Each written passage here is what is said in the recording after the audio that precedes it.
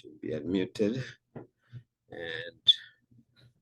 the other thing I need is to share sound. And once I share that sound, we are ready. We are men of God. Let's pray. Let's pray. Father God, I thank you. I thank you that you made us all men. Lord, in your word, you created man in your image and your likeness. You placed man in the Garden of Eden, and you told him to till the land and to supervise it. And by way of extension, you have given us homes. Some of us are sons, some of us are fathers, husbands, and that is the garden where you put us. And you expect us to work there and be successful. And because you realize that we couldn't do it, you gave us wives, you gave us partners, you are also giving us information and knowledge. We are here to acquire that knowledge that we may become better men. So Lord, as we listen to this material and as we discuss later, Lord, talk to us and build us up. In Jesus' name we pray. Amen. So there's a tape that will run about 40 minutes and then we'll discuss. I hope we can be here 10:30. I mean, out of here 10:30.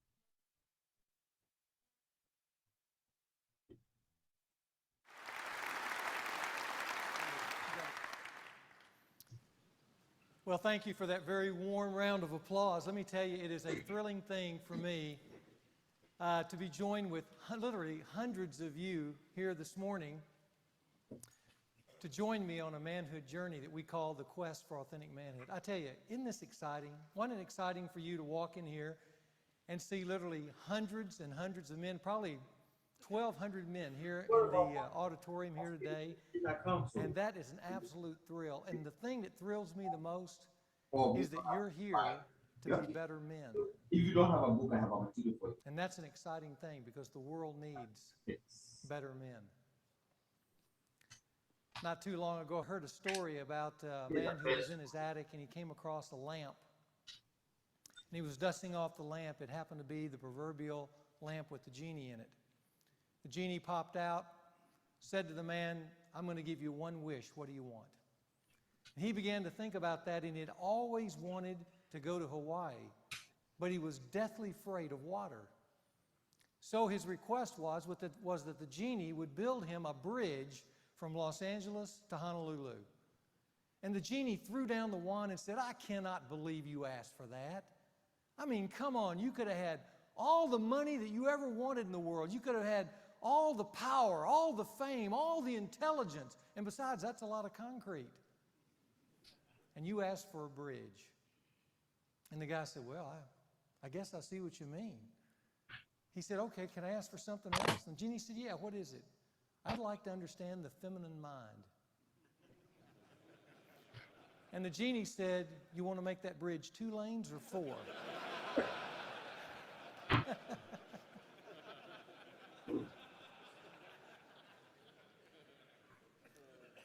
Well, I want you to know I'm not brave enough to tackle the feminine mind, but I am excited about tackling the masculine life. And that's us. A group of men who are here together on an adventure, wanting to discover how to be better men, wanting to unwrap, in a sense, our masculinity in a way that would encourage us to live up, not down. Now, I want you to know you're going to need some gear along the way. Anytime you're on a journey, men love gear, and anytime you're on a journey, you're going to need some gear. And the gear that you're going to need are these 3 things. First of all, you're going to need toughness. Now, I don't know what you felt like today trying to get into the parking lot with so many cars and it being dark out there. But let me tell you, it was easier today than it'll ever be. Because when it gets to be wintertime and it's dark and it's cold and it's rainy, it's going to be tough to get up at 5:30 or 5 o'clock or whatever time you have to get up in order to be here. So it's going to require some toughness on your part to be here. Secondly, it's going to require some willingness on your part, some specific willingness on your part to be real with other men. If you want to get the most out of this men's fraternity, when we break up into our small groups, you're going to have to open up your life to other men around the subject matter that we've talked about in order to process the material that we're going to be discussing. And that for you will be the most valuable moment of the day. And lastly, it's going to require courage. And that is the courage that's going to be required for you to examine in a very close way your life as a man. It is hard sometimes for men to open up their chest and look inside and see what's there. And yet there's a lot boiling right underneath the surface. But I want to encourage you to be courageous and take a hard look at your life as a man. One thing I'm going to promise you, though, if you take the gear and finish the whole trip with us, is that this can be and will be for some the most exciting year of your life. That's what we've discovered in men's fraternity for the last 13 years, and I'm expecting to be just as exciting this year. Recently, I got this list of strange facts, and here are some strange facts to consider. A duck's quack doesn't echo, and no one knows why. 35% of the people who use personal ads for dating services are already married. Only one person in 2 billion will live to be 116 years or older. It's possible to lead a cow upstairs, but not downstairs. A snail can sleep for 3 years. No word in the English language rhymes with month.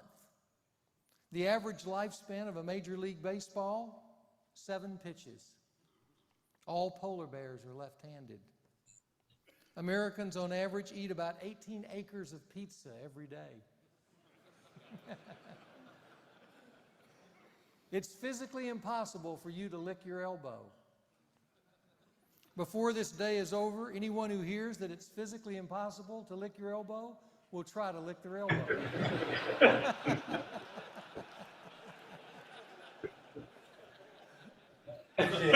Here's the strangest fact of all.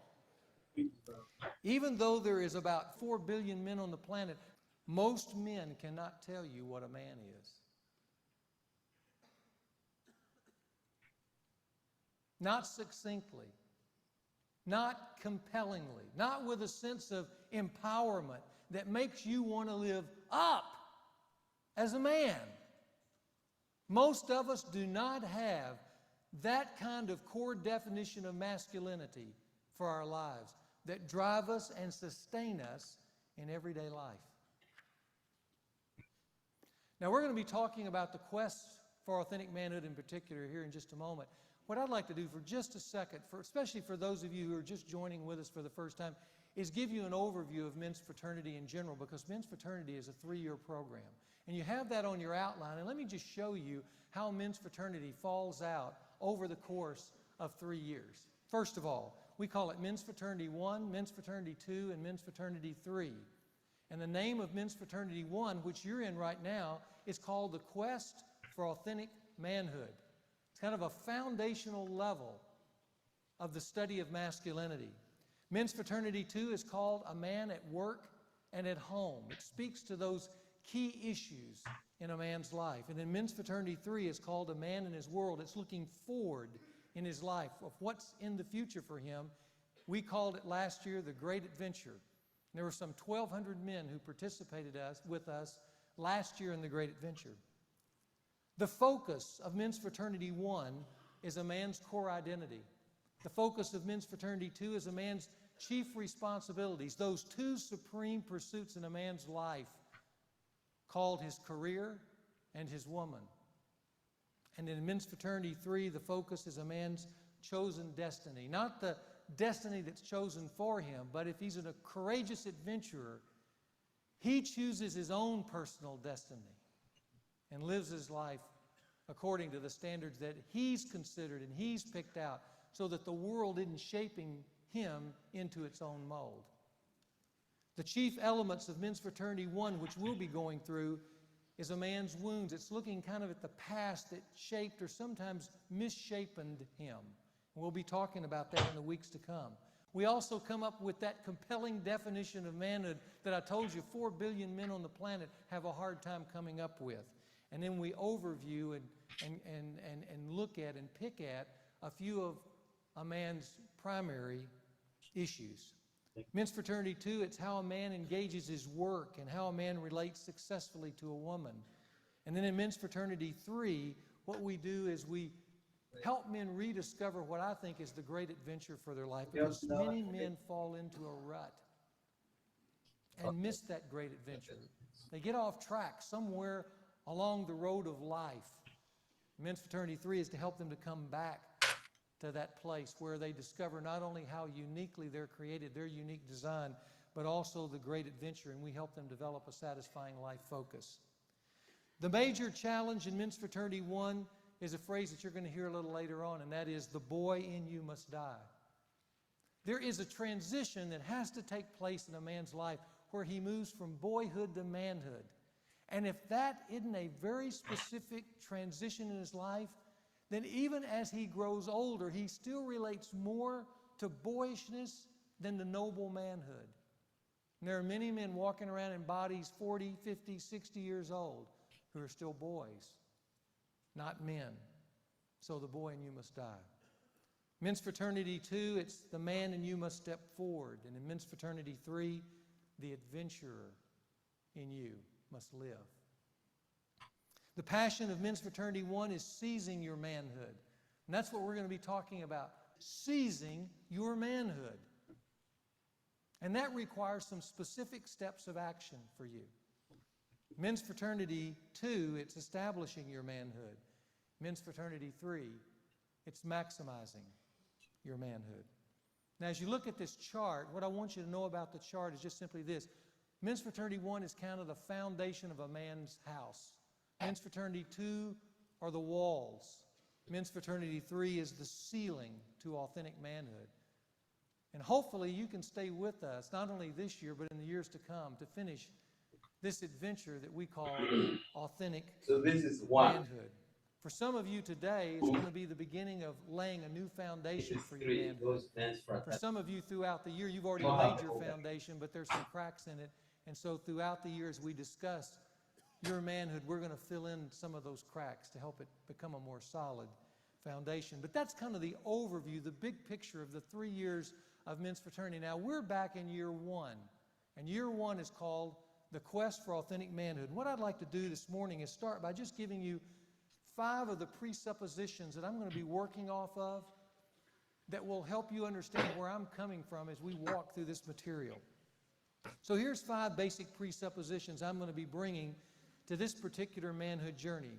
The first is this: manhood is in a state of confusion. That's going to be one of my basic and most fundamental premises. Manhood is in a state of confusion.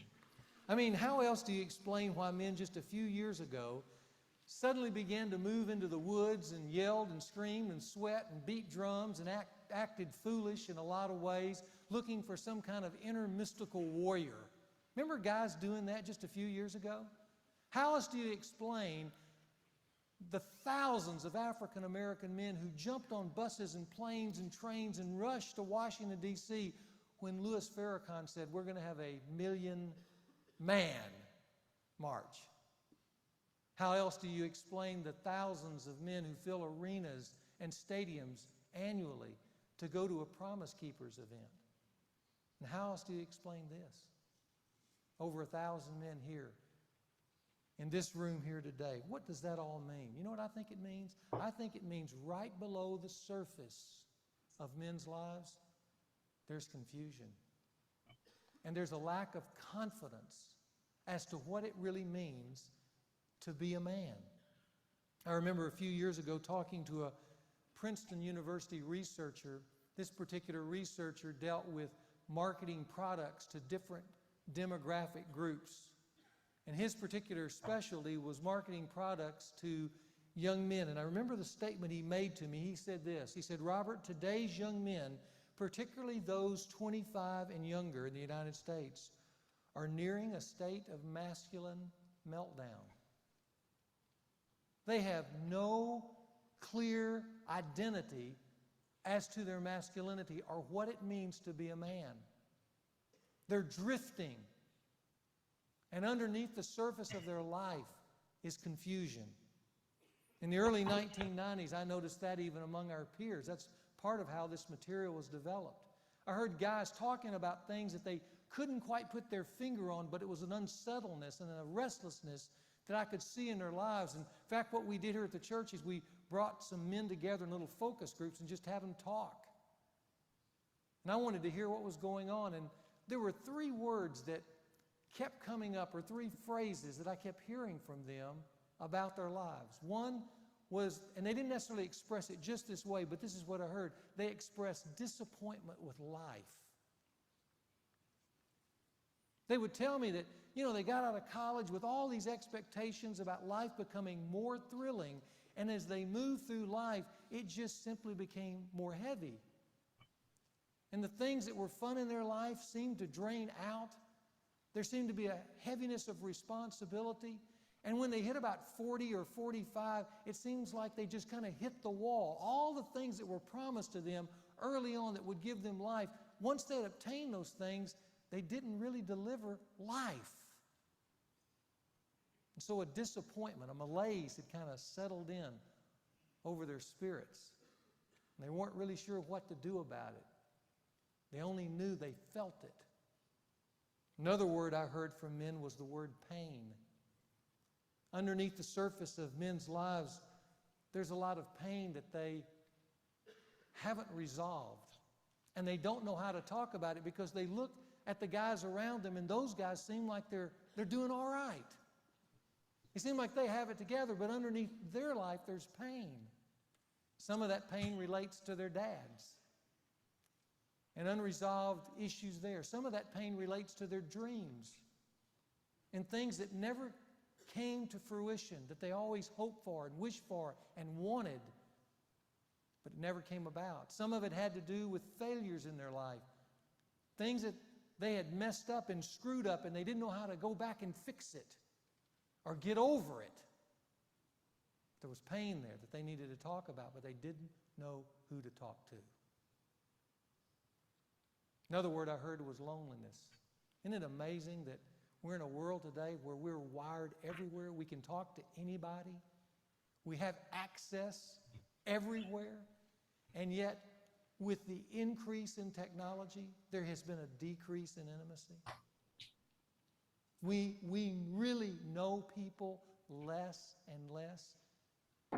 And in today's society, men in particular are lonely. They know everybody, but no one knows them. No one has access to their life, and they're not sure how to get out and get connected in a way that would be satisfying to them.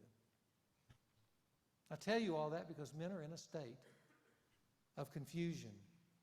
Secondly, I believe confused men, those kind of confused men will create major problems in life.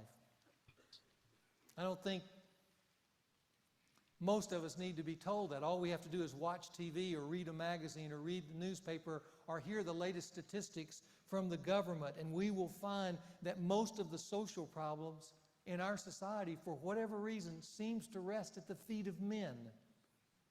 For some reason, as strong as we are a fragile bunch. We are.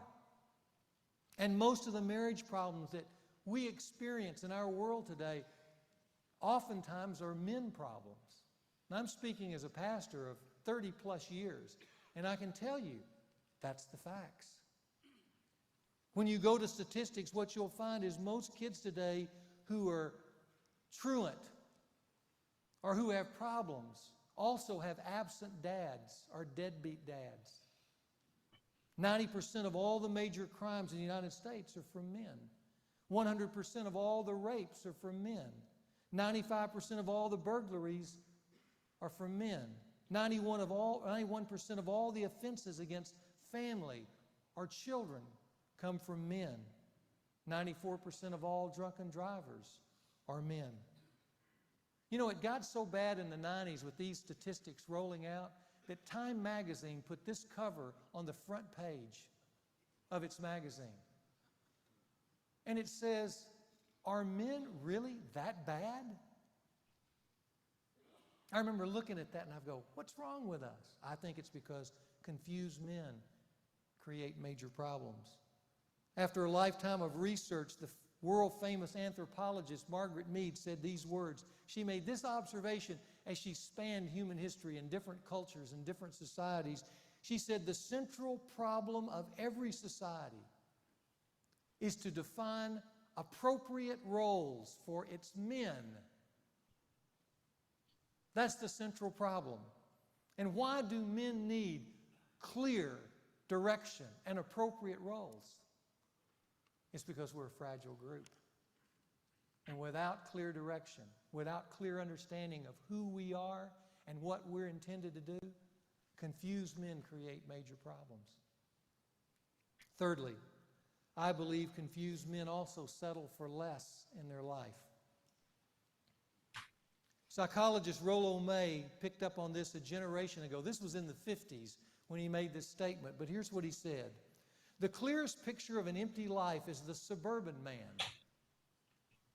who gets up at the same hour every weekday morning, takes the same train to work in the city, performs the same task at the office, lunches at the same places, leaves the same tip for the waitress, comes home on the same train each night, spends a 2-week vacation at the shore every summer, which he does not enjoy, goes to church but does not really know why he goes, and moves through a routine mechanical existence year after year until he finally retires at age 65 and very soon thereafter dies of heart failure, possibly brought on by repressed anger, though I always have the suspicion that he dies of boredom.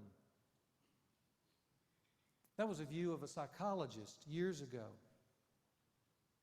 And one of the observations I've made, though you may not live even in Little Rock, and you don't necessarily take a train, and you don't necessarily vacation at the seashore, but the point is this: many confused men, in whatever setting, settle into an empty rut in their life because they don't know what else to live for.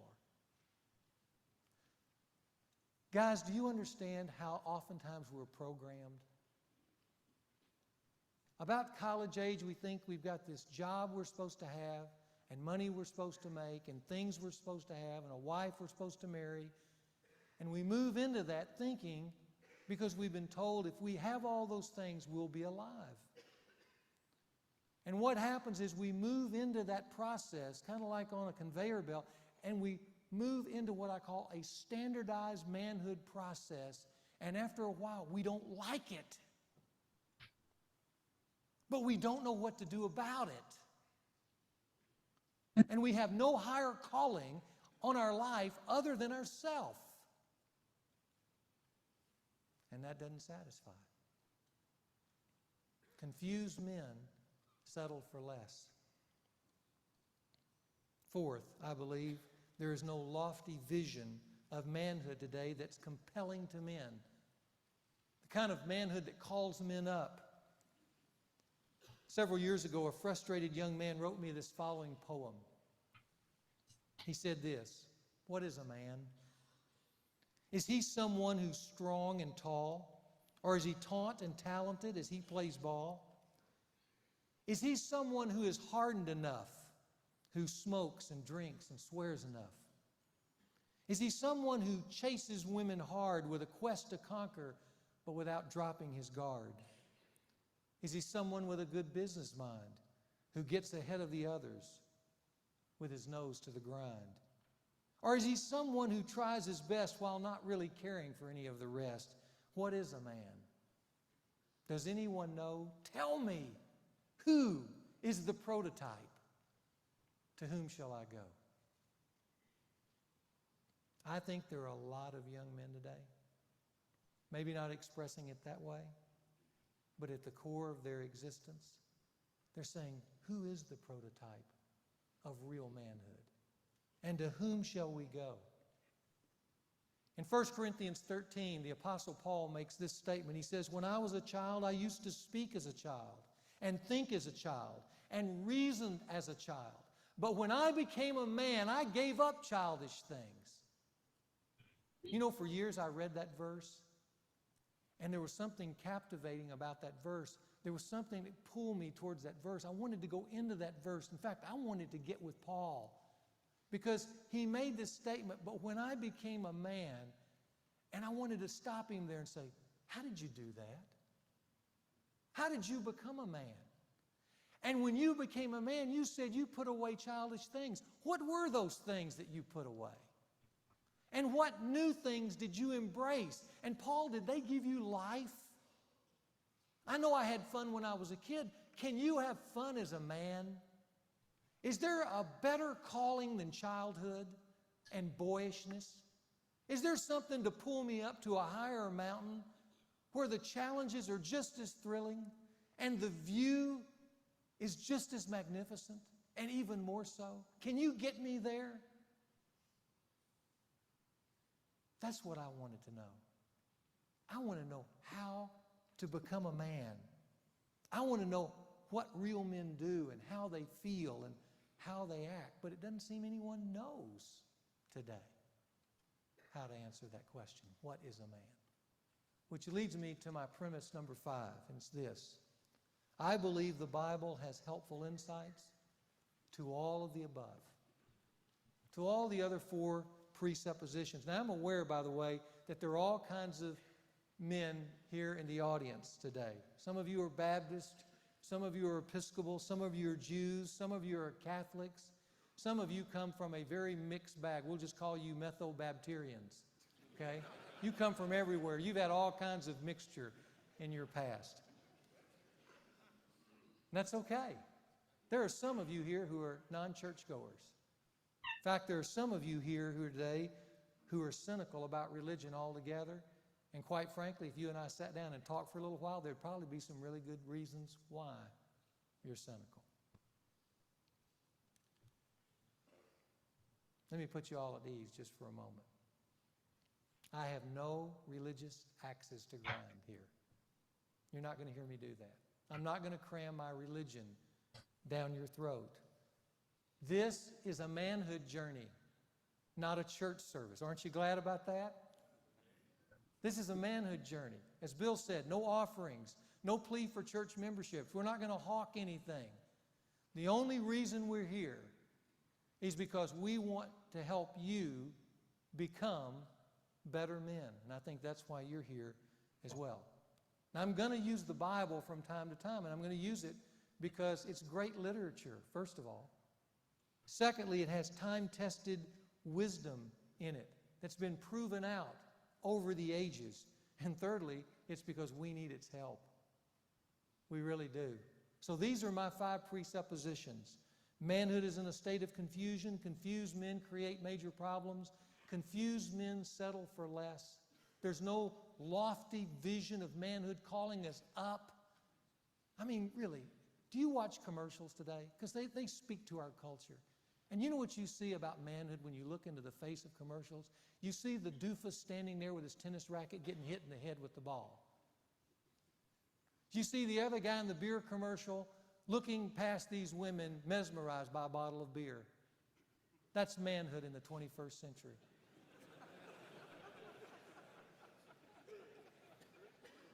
And let me tell you, I laugh too, but when I look at the pain in our world, I stop laughing. Because behind that is a vacuum that's killing us. And we want to go up, don't we? We want to go up. And I think the Bible is going to help us get there, as well as the other material that we'll be talking about in the next few weeks. Now, what I'd like to do for just a moment to get us started on our journey, I want to look at some of the historical roots of our present crisis in masculinity. And basically, there are 3 events I want to just touch on just for a moment. The first, if you look on your outline, is the Industrial Revolution that occurred at the beginning of the 20th century. Now, why is the Industrial Revolution important? Because at that moment, 100 years ago, the Industrial Revolution dramatically changed the family. Large numbers of dads, for the first time, began to leave home for work. They used to stay on the farm and work, but now they leave home and they go out into the dark in the early morning hours to a factory. And with that move, the side-by-side relationship that dads naturally had with their sons was broken for the first time. Up until that point, a young man would get up and kind of live his life next to a nurturing dad. He would see his dad in the best hours of his day. He would see his dad's heroism out on the farm, or his creativity, or his work ethic, or whatever else, because he was next to his dad.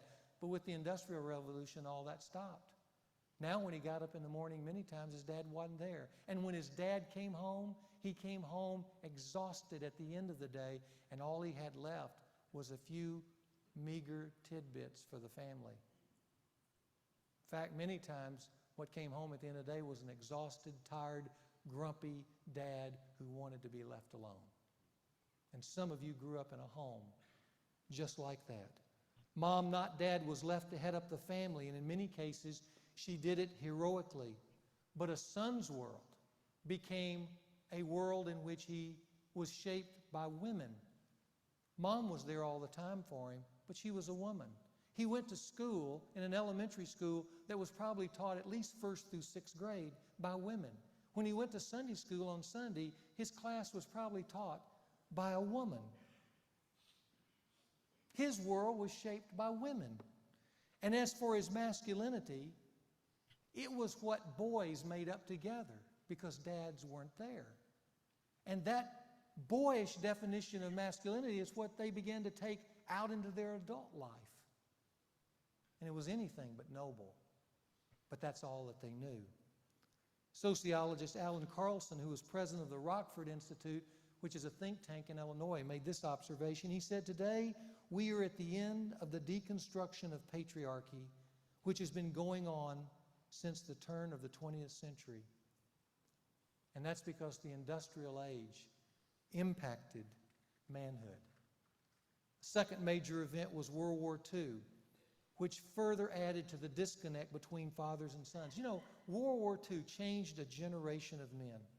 And probably no book expresses that better than one that I read this summer by Tom Brokaw, called The Greatest Generation. And you know what?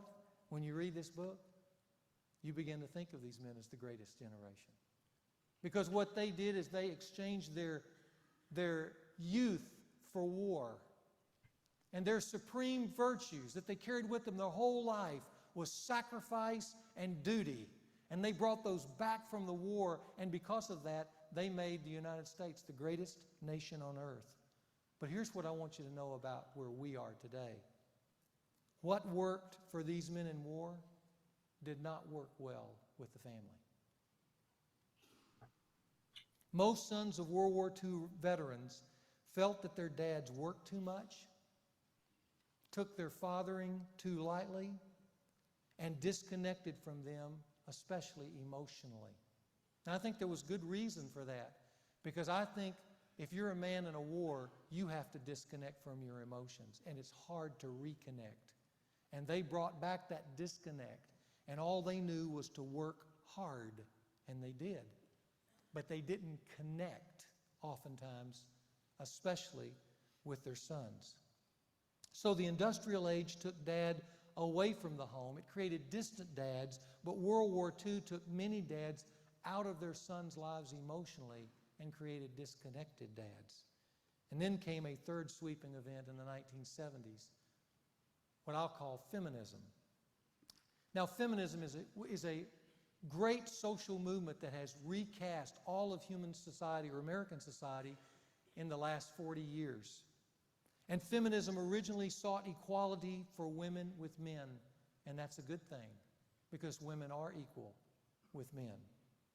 But over time, feminism's quest for equality also became the pursuit of sameness, and that's not a good thing. And it's left us as men terribly confused, because now we're not sure how to act anymore. We're not sure what our role is. In fact, there's even a question of whether men even have a role.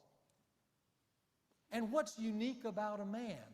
No one seems willing or courageous enough to want to answer that. And anybody that's brave enough to even broach the subject is punished by society for trying to break out of this sameness direction that our culture seems bent on pursuing. So it leaves men confused because in a world of sameness, no one seems to know for sure just what a man is, and that's devastating. And the reason it's devastating is because we're back to Margaret Mead's quote.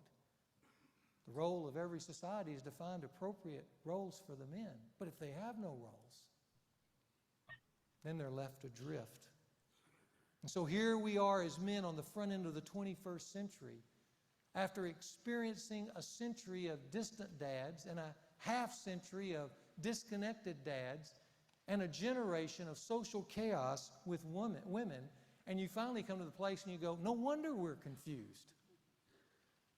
We're not sure about anything, really, in our life. And what we need is some help. Now let me finish up just making what I think are some bold promises to you. If you stick it out with me over the course of the whole year, and I really hope that you do, because if you do this, I think I can deliver on these 5 promises. Let me mention them to you real quickly. First of all, you will have a clear definition of manhood. Remember at the beginning we said most men can't tell you succinctly with a compelling kind of passion what a man is? If you'll stick with me, I can promise you this. You will leave here with a definition of manhood that you're excited about. And not only excited about living your life for, and excited about telling your sons about. That's the kind of definition we want to craft together in our time together. Secondly, you will develop a new manhood language. You see, in our modern culture, we don't have that language. And because we don't have a language, our souls kind of stay starved for some substance about real manhood issues. And without that kind of substance, what we end up doing is we end up talking about our boat, or the Razorbacks, or the Volunteers, or the Longhorns, or about our business, and we stay right here on the surface. But we never talk about anything of destiny. Soulish kind of stuff that feeds the masculine soul. We have to build new bridges to one another. And those new bridges are built on a manhood language. And so over the course of this year, you're going to hear terms like servant leader and feminized man and rejecting passivity and leading courageously. You're going to hear about conventional manhood and manhood ceremonies and manhood wounds and things like that. You're going to hear phrases like, the boy in you must die. You're going to hear other phrases like, the king in you is what decides. Or if you're not being admired by another man, you're being hurt every day. And when you hear those phrases with one another, when you hear that this guy needs to unpack, you'll know exactly what you're talking about. And the other man you're telling it to will know exactly what you're saying. And that creates bridges of depth into the masculine soul that helps us live up rather than down. That's what men's fraternity can do for you, and I think I can deliver on that. Thirdly, you will make some significant personal discoveries about yourself. There's a lot, as I've said, about manhood that lies right beneath the surface of men's lives. But you know what we have on us? We have a lid on. Just like streets have those manhole covers, we have our own manhole cover over our lives because it's scary down under there. And sometimes if you watch government workers who tend our streets, they have a special instrument to pull that manhole cover up because otherwise you can't pry it up. It's just too heavy. I think that's the way it feels for a lot of men's lives. It's just too heavy to get that off so I can look inside. I think what men's fraternity becomes is the tool to help you pull the lid open and look inside. And though it may seem fearful at first, what I want you to know, it's the keys that are down in there to unlock your life. And that's why we need to get down in there and find them. Because they can open up a whole new adventure for you. And I think over the course of this year, you will make some exciting discoveries, some significant ones about yourself. Fourth, you will make some new friends here who are pursuing a common goal. And you'll do that both in the large group and in the small group, but I want to particularly reinforce what Bill said about the small group. You need to be in a small group. And if you're in a small group, and if you're you have the courage to open up your life and take a look inside and be willing to reveal yourself to other men, there are going to be some new connections made with other men. Some of the greatest friendships in life over the last 13 years started in men's fraternity. Just guys talking to one another, getting to know one another, being encouraged by one another. So I want to really encourage you to go into the small groups and be a part of that. Most men tell us at the end of men's fraternity that that was the most meaningful thing that they did. They joined a small group and they began to connect with men at a deeper level. And then the last thing is that you will have your own personalized plan for achieving authentic manhood. Now, Bill said we're not going to take an offering and we're not going to hawk the church or anything else, but I am going to ask you to do one thing. I'm willing to work for you for 23 weeks, but I need you to do one thing for me. Over the course of the year, we're going to give you this. In fact, I'll explain this in 2 weeks to you. Your manhood plan. Because the thing that we're trying to do is establish a new manhood identity for every man in here. But to do that, you need to do that work for yourself. You need to have your own personal plan for manhood. So in a couple of weeks, we're going to give you the sheet, and then you're going to use this as a draft all year to take the things that you're hearing week to week in men's fraternity, and you're going to process it for your life. It's going to ask you to look back on your life and what shaped you as a man. It's going to ask you to take a good evaluation of what you're doing right now. It's going to ask you to think about where you want to end up in life. And then to put all of that down and keep refining it. And at the end of the year, we're actually going to ask you to type it up and share it with the men in your group. And I'm going to ask you to give me a copy, because that's what's going to be required to graduate here.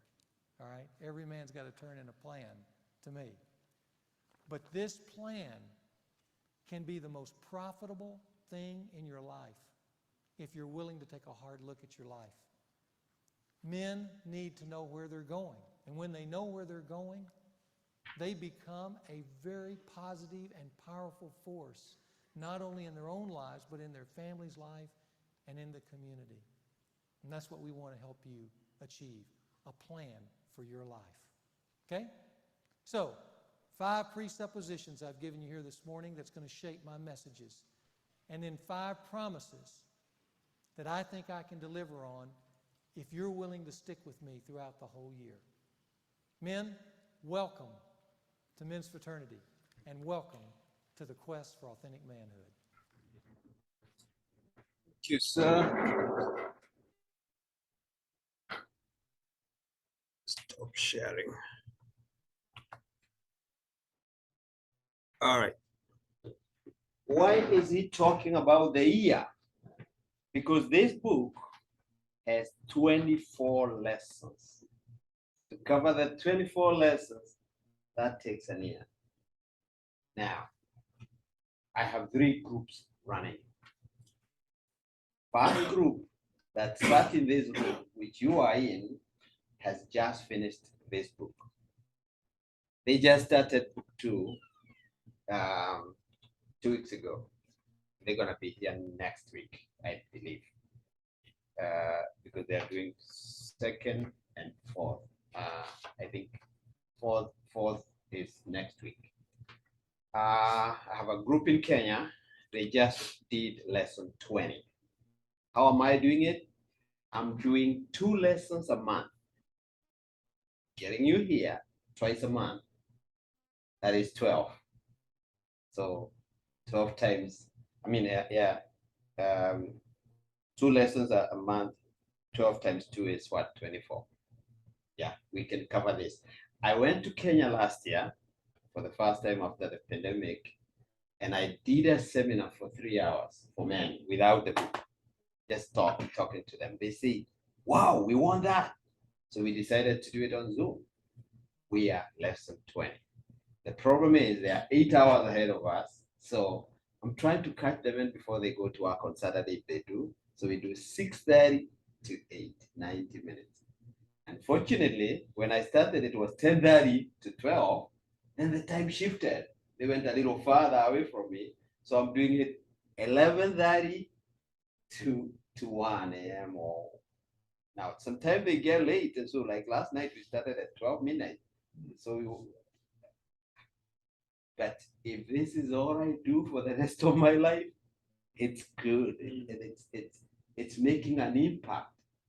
And it is actually living my own manhood plan. Now he talked about manhood plan. Let me tell you what that is. If you have a book and you go to page 92, if you have a book, go to page 92. Page 92, and if you don't have a book, please, this book is $10 in Amazon or even Lifeway Christian bookstores. Just Google that and order your copy. Please do. And plan to be here for those, seminars, just 90 minutes of your time. And by the way, he said, this is not a church service. It will refer to the word of God because it is great literature, but we are not bringing you to church, just in case you don't want to be in church. And we are not actually looking for membership. No, this is for men. I'm a man, you're a man, we need to be men. And men who are called authentic are real men. So what I'm trying to say to you is we need to be here to become better. And when we become better, then you do your thing that they put you together here to do on planet Earth. That's all I care. Become a better man. When you get that lady, you do your role. You heard him say the feminist movement rose up. He gave us historical perspective. That's first of all, the Industrial Revolution came and carried away the men, right? So they were working and coming home very tired. That's not what they were used to. Then the World War came and took men away again to war and broke them up.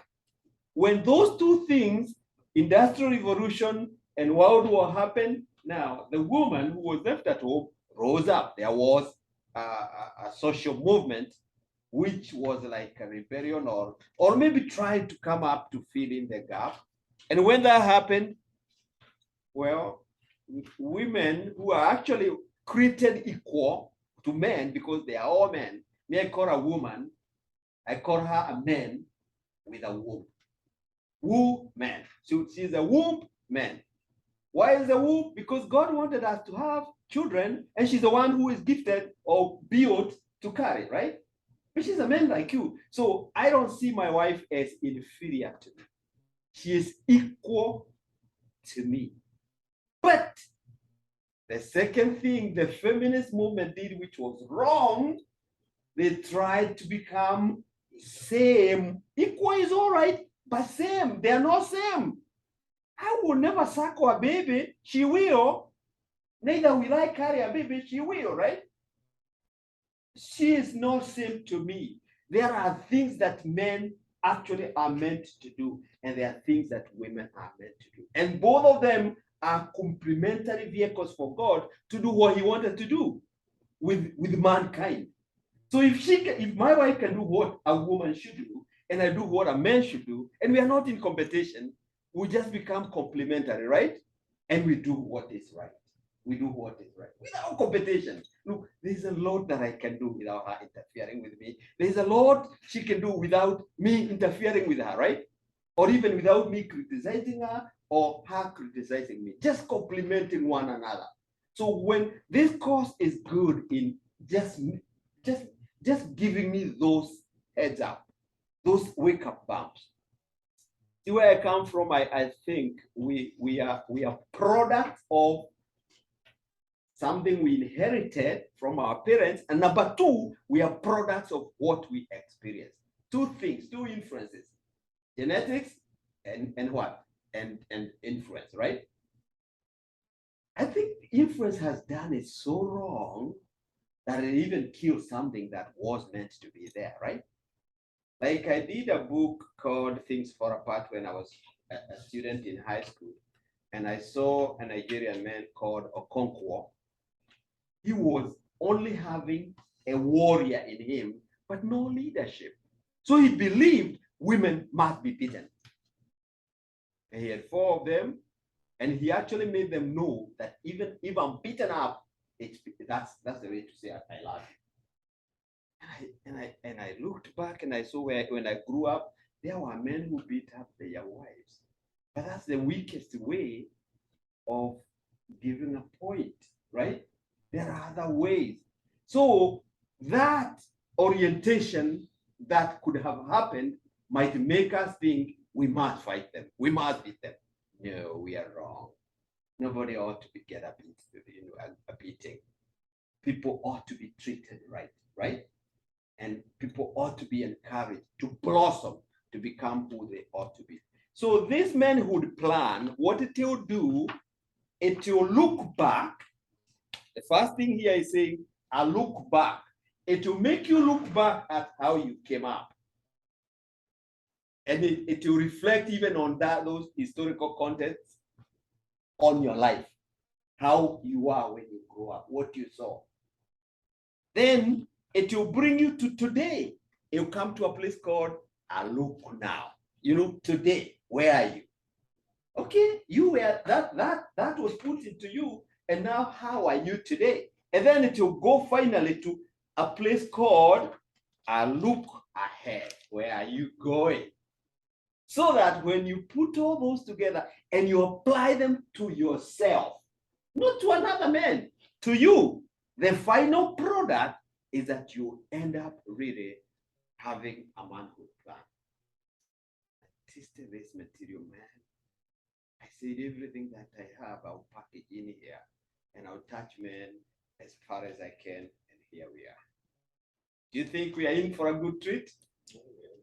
All right, I trust. We started off 15 men here. We look like 14, but there's a man who was supposed to come on Zoom. I don't know whether he ever came. I hope to keep this, and I hope to build on this. Listen, I wanna congratulate Eric. He came here with his son, and that is good. If you have a son that is 18, 19, 20, they are men. It's okay to bring them with you. I go to the group that I do at night with my two sons. I have a son 24 and another son 19. They come to that group with me. It's okay to, because if they get it today, if they get it, wouldn't it go well? Yeah. They get it, even if there are some things you have not done right or you have not even articulated, and they hear them articulated.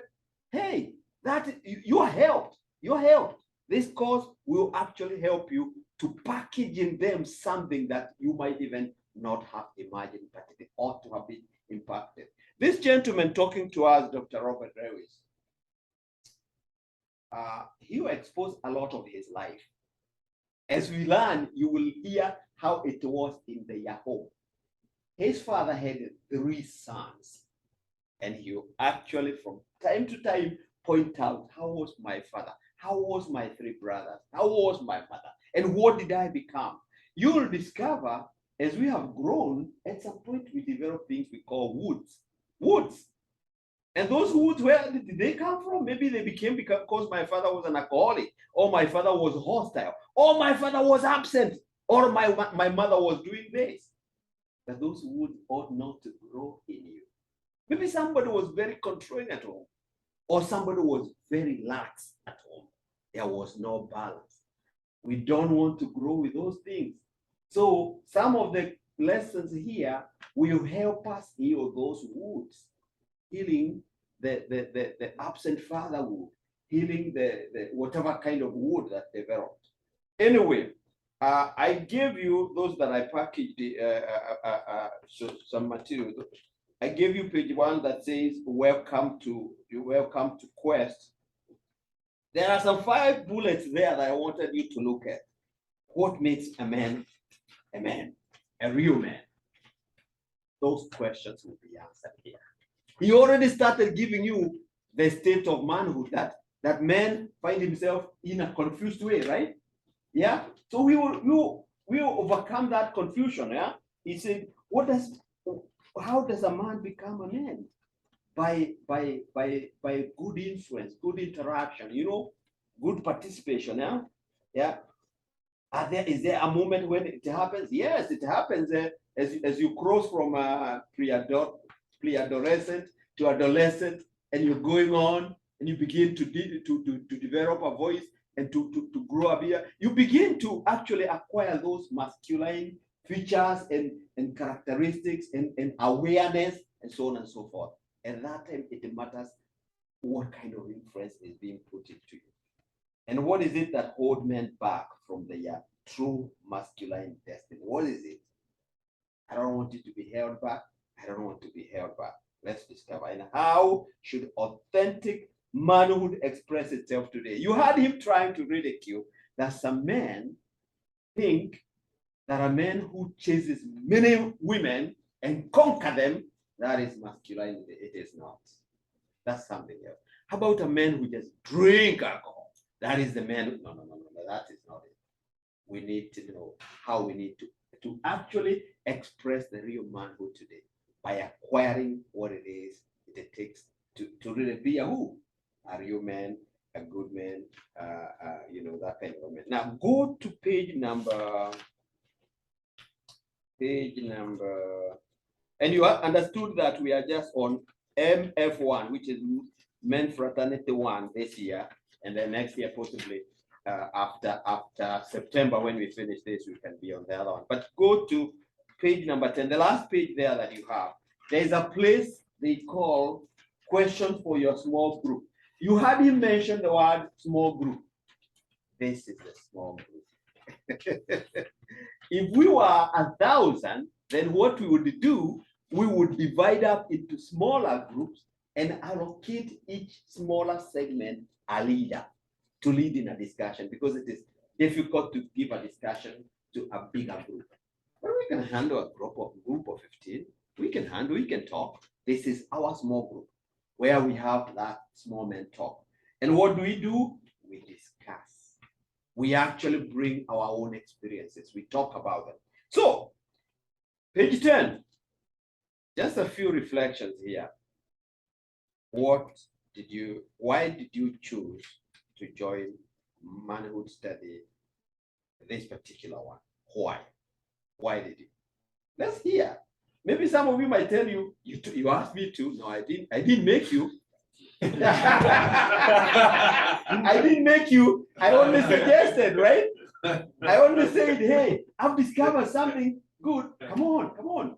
You know, I'm a counselor and I work with especially young men. When they come to counseling, I ask him, why are you here? Say, my daddy said I have to come. Well, don't you have a reason why you don't want to see me? There must be a reason why you came.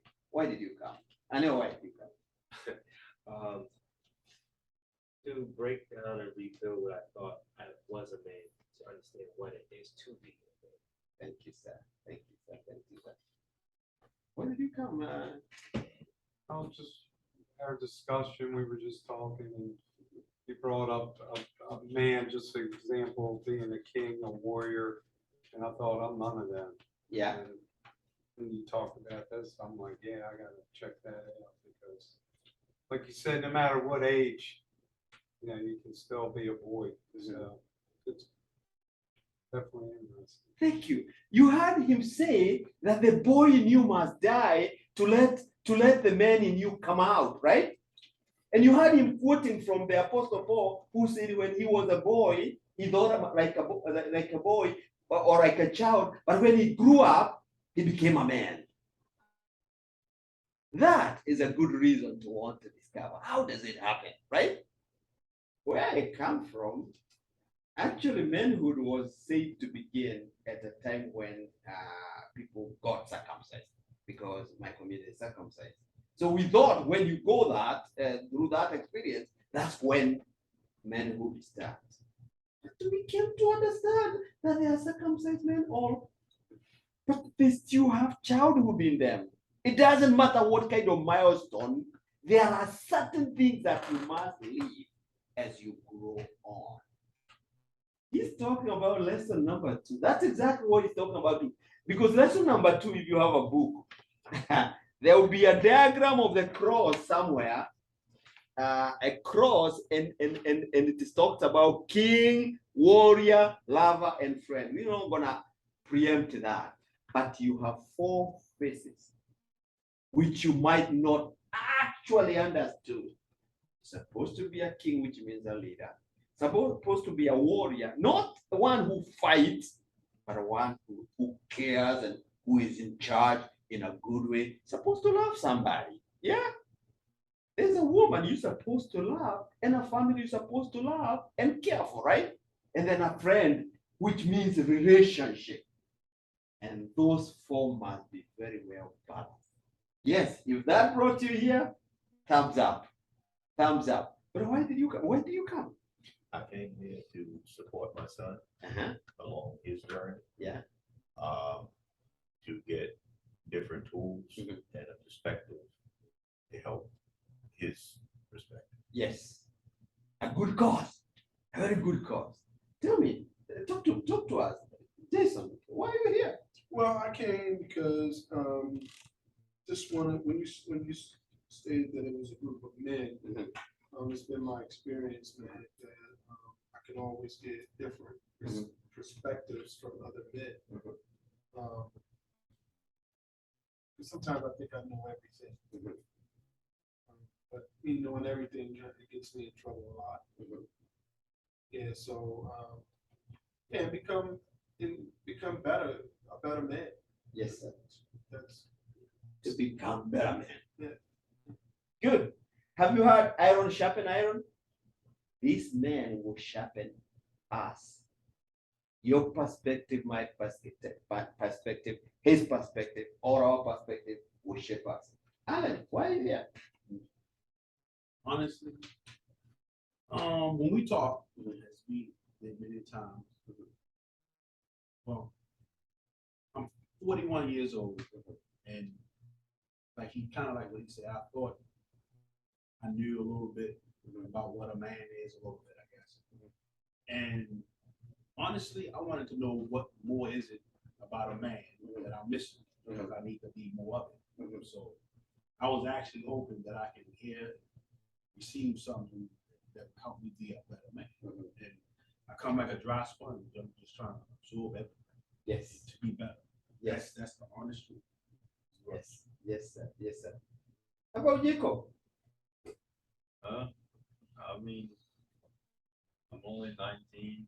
And I've never had a father figure in my life. Never, he's been gone. Never seen him. Never met him. So I think I'm starting to get more serious with my relationship at home and stuff. I don't want to have that kind of family if I can control it. Yeah. So I want to start taking steps forward. Situation. Right there, you have spoken it. I have never had a father figure in my life. So you kind of have a lot, maybe from your mother who you are with a lot, right? I tell you this. Once you buy a book, because I want you to order a book, you will find there's the idea of absent father talked about here. And you find also another lesson about the overly bonded with mother, being with mother only, but having only one perspective. Hey, can I tell you a joke? Please accept this joke. When I went to teachers college, it was a large school, right? Like 2,000 or 3,000 people. There was a class that was predominantly women. It was called CRE, or Christian Religious Education, and English. There were so many women. Say like 80%. There were a few men there, and we used to make a joke about them. You know the way women sit down? If a woman is having a dress, if she want to sit down, they beat the dress in a way so that they don't sit on their back, So we used to look at those men and we thought they're sitting kind of the way the women sit also. They've been influenced, they beat their dress in a way. It was a joke, but we were watching them closely and we were finding also they had copied something from the women because of too many of them. See what I'm talking about? It's a joke, but we had that joke in a big way in my school. And those men were there to prove, no, We are not what you're saying. And one of them became our student leader, and he was telling them, you see, I lead also those ladies, and I can lead you people. So you know what? Even though this happened to you, Jacob, you are not any of that, but we want to really, through this course, really illustrate. Okay, even though he was absent, even though you have grown with this lady, hey, there's your place. You will find your place. We left Chris. Chris, you wanna tell us why you're here? I remember from our talks that you recommended that I come here, I'm kind of trying to absorb and learn what this is all about. In this very brief time, I realized that I've had a lot of men in my life who have not had the best lives themselves. As we spoke, and some who are having trouble, they're as old as I am, or older, trouble getting started, trouble holding up jobs, financial problems, and in my family too. And so I'm really hoping that from this I can take a little bit more about how I in my own life can address some of those issues. Thank you. Now, without me pushing, please volunteer and answer to question one if you feel you have something. Anyone who I have not pointed out, and you want to tell us really why you came, what is that creativity that you really wanted to come? Yes, sir. Sasha again, for those who did not get my name first. Well, first of all, my friend here, he invited me, told me about the group. And you've been here before, right? No, this is my first time. Oh, you did come the other friend. Oh, you brought the other guy? Yeah. Okay. So I was like, okay, that's interesting. I'd like to actually figure out what's that all about. But now, having clarity after the first video, I'm really here to sort of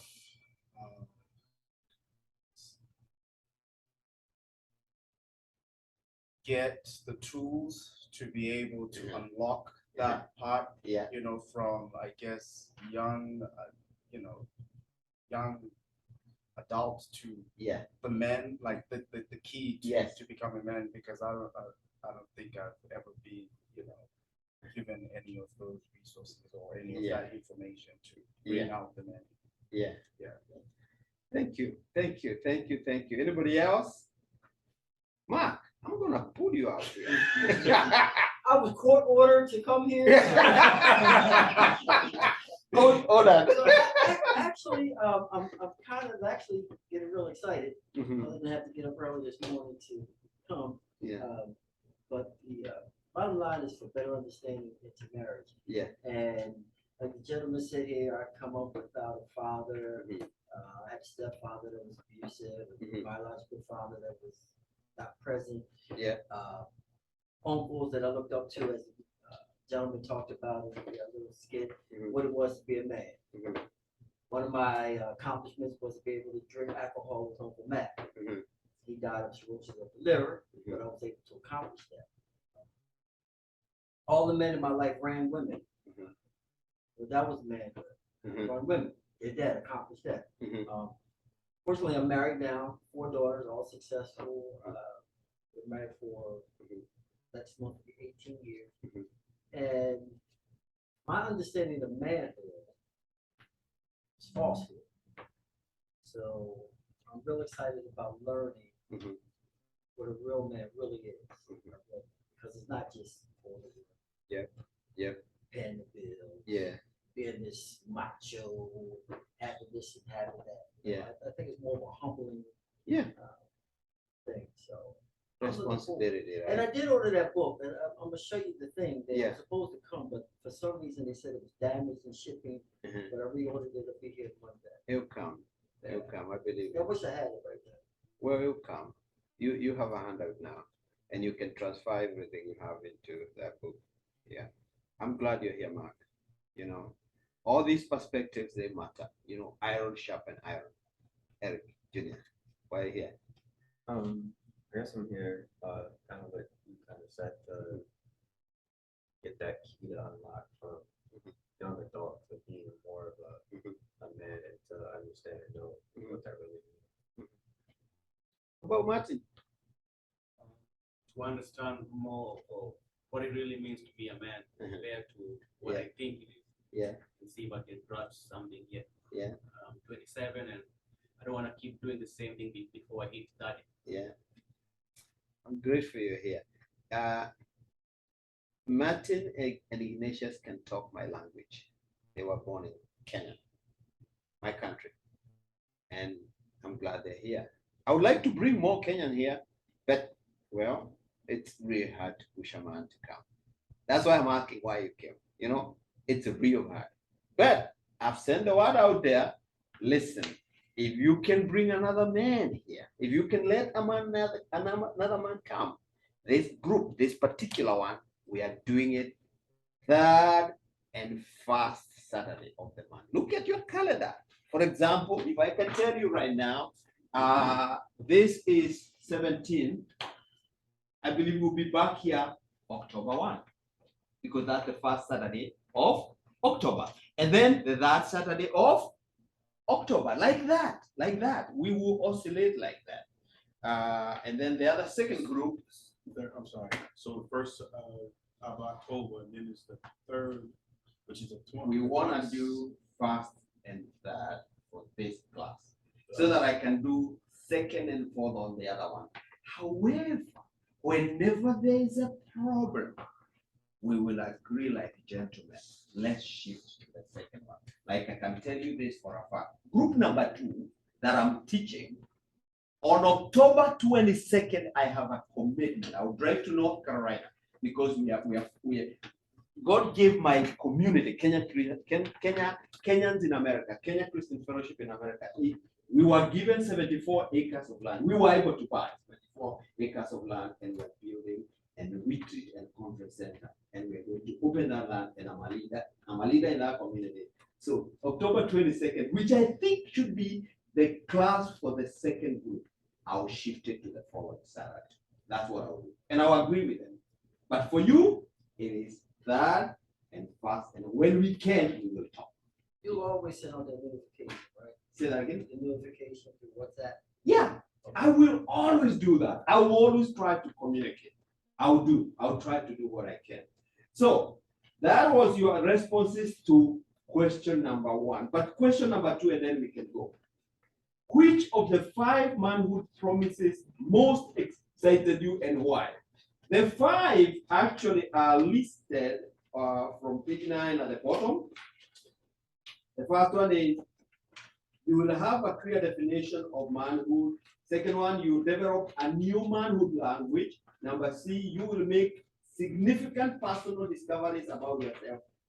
Number 4, you will make new friends who are pursuing a common goal. And number 5, you will have your own personalized manhood plan for achieving authentic manhood. Then you are asked which of the 5 manhood promises most excited you and why. There must be one that really, yes, sir. That's in your book. It's not on this document. It should be. Or here? Yeah. It's on here. You don't have it?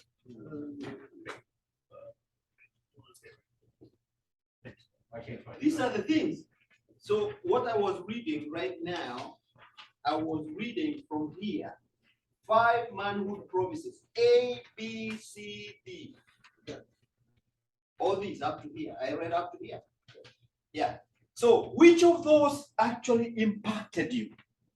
If I can tell you myself, acquiring a manhood language is great.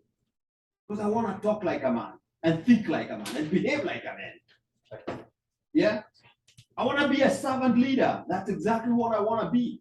I want the boy in me to go so that the man can come out, right? So that I don't know how many of you are in the 60th floor. I entered the 60th floor 2 years ago. You know what I mean? You're my buddy, you're in the 60th floor, right? Let's see how many are in the 60th. Okay, we are 3 of us. It's not a question of seniority here. That's where we are. But there are people who are in their 10s. Jacob, you're in your 10s? Not 20 yet, right? So you're in the first floor, right? Okay. How many are in the first floor? Yes. How many are in the second floor? Meaning 20s. Second floor, 20s. So we have 1, 2. Yeah. And how many are in the third floor, which is 30s? We have quite a number, right? How many are in their 40s? We have quite a number, right? Anyone in the 50s? Yeah, they're there. You can tell we are a very well, groomed group. I'm happy. Nobody is in the seventh floor. Can I tell you this?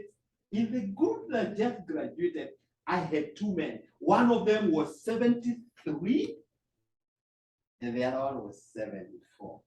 There was an African American 74, very old and frail, and there was a Chinese man 73.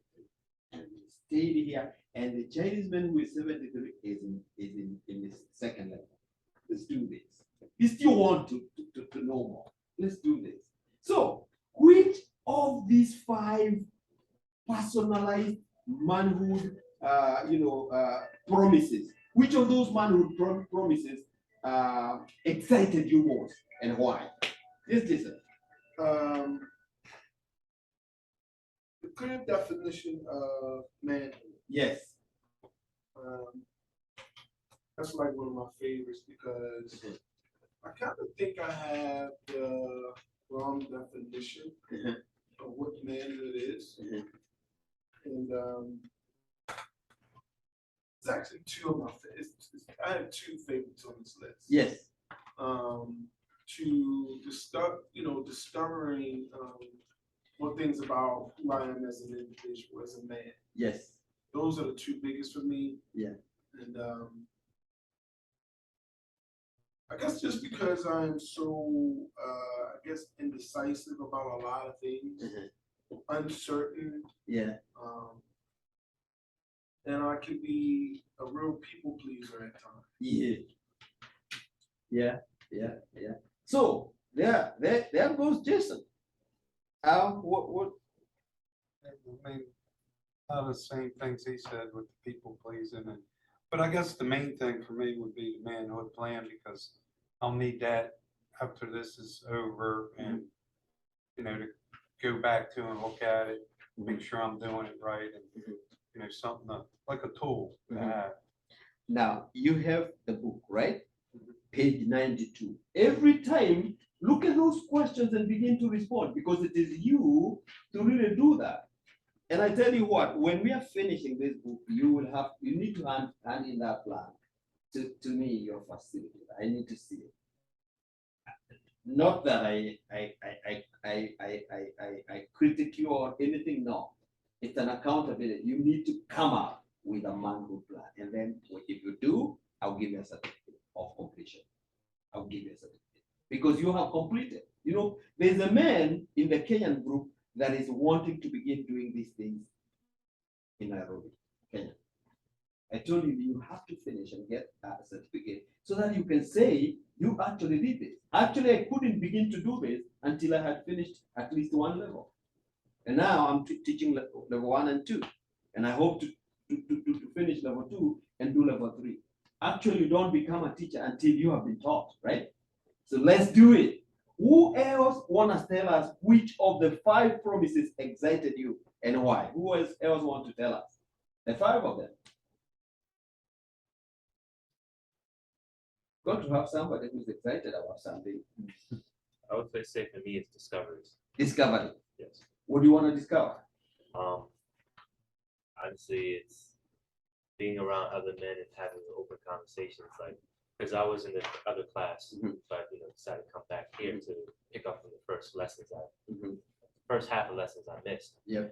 But from the information that I've learned and was basically able to put back out and talk to other people, it's discovering like there's a lot more of us that need this, and a lot more I can help, and it brings a group, more men in a group together, that it's like, hey, we're not alone, and we have a bigger responsibility. So discovering that is more importance and significance in the role that I should be playing. So. Yes, Ignatius, something stand out? On the question? Yeah. Yes, I would say having a Manhood plan is very important to me because it kind of helps me to be able to be focused Yeah. on accomplishing something that is going to be significant Yeah. to impact the people around me, my family, my community, and even my friends. So yes, Manhood plan. Yes, sir. Yes, sir. Yes, sir. Maybe I can still give you another minute or two. Ignatius come from my community and also he lead another group of men. If you can tell us what became of that first group, which I was part of, if you can just speak to these men, what became of that first group that we were in? Let me come over here so that Yeah, you don't have to turn your head too much. Yeah. For some reason, let me first say thank you so much for inviting me. When I was coming to this meeting, I was thinking you are coming to the second level. Yes. But I'm glad I came to this first level. And I gave you a copy, a recording of the first one. And I listened to it last night. Okay. Yeah, so at least I'm really glad. I just wanted to encourage you. This was the certificate we got when we finished the class you're starting. And so just to encourage you, it can be done because we finished, and that's a proof that we finished. But I wanted to say a few words though, how we kind of got started. Yeah. So in our community, the Kenyan community here in Baltimore, we meet in a Kenyan fellowship, and we didn't have a men group at all. So we came together and we just decided, let's get moving. So we started meeting just like this, and somewhere as we continued, we got this book, the first one that we are studying, and we started reading and started studying. And out of that, we have been able to grow. We have been able to continue growing, and we have impacted so many men. Apart now, the reason one of the products of that group is how Pastor Dr. Stanley is leading so many men in Kenya and other places. And also us, we have been continuing to impact other people in our community and also around the world. Through this group, we have been able to reach, to have people coming through Zoom, and they are reaching to us through the Zoom sessions from Kenya, from around the world. And we have seen men getting transformed. We have seen families uplifted. So we encourage you, sacrifice that time, come in the morning, and take that time seriously. And the other thing, don't wait until the next class.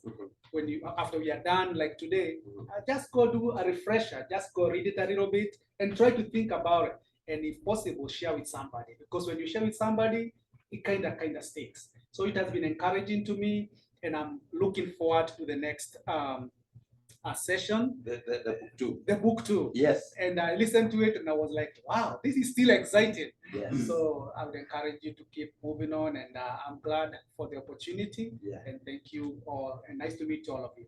Yes. Thank you. So you can see that men just need to be awoken up. Yeah, you just need to wake up the man. And where is that man? That man is inside of you. He is actually inside of you, maybe sleeping. Maybe he's there unaware. You just need to enlighten him and get him to come out. Tell you this, you can never tell what Eric will become, what Jacob will become, what maybe Chris will become. But by having this group, maybe we will reroute them to the better path, the exciting path, the rewarding path. Maybe if this never happened, maybe they would have become something else. A few things make me very sad. I want to make this very clear. A few things make me very sad. When I look at people who had a lot of potential, and then something somewhere along the road, something happened. Have you had somebody maybe committed suicide, or somebody committed a homicide and ended up going to jail? you ask yourself, what happened? What actually happened? I mean, you hear some turning, some detouring of something, and something really happened. And I'm sorry we never got to talk to you to hear about you. Now, maybe of these two questions, 1 and 2, tell us something about your reaction. By the way, here is the caveat. I was trained as a teacher. That was my first degree. And a teacher will learn this. A teacher must talk in his class. As a teacher, if we have been together for 30 minutes, 40 minutes, 50 minutes, and I never talk to you, I did not succeed. So I realized I didn't talk to you. I mean, please. Reason why I came is just become better, to progress, to learn, to stay open to learning new things, learning more things, getting that knowledge. And like the thing I'm probably most excited about is probably the definition of manhood, manhood plan. The reason why that definition, I think, like even like you said in the industrial revolution and the World War, I think the definition has kind of like changed or shifted like throughout the years. So what we think it might be, just based on like what's going on in the world or how people like might view it. And then of course the manhood plan, because I think like structure, like organization is like important, just in regards to like our purpose of like why we're here on earth. Yep. Why are we here on earth? That is something called purpose. There was a man called Miles Monroe. How many have heard of Miles Monroe?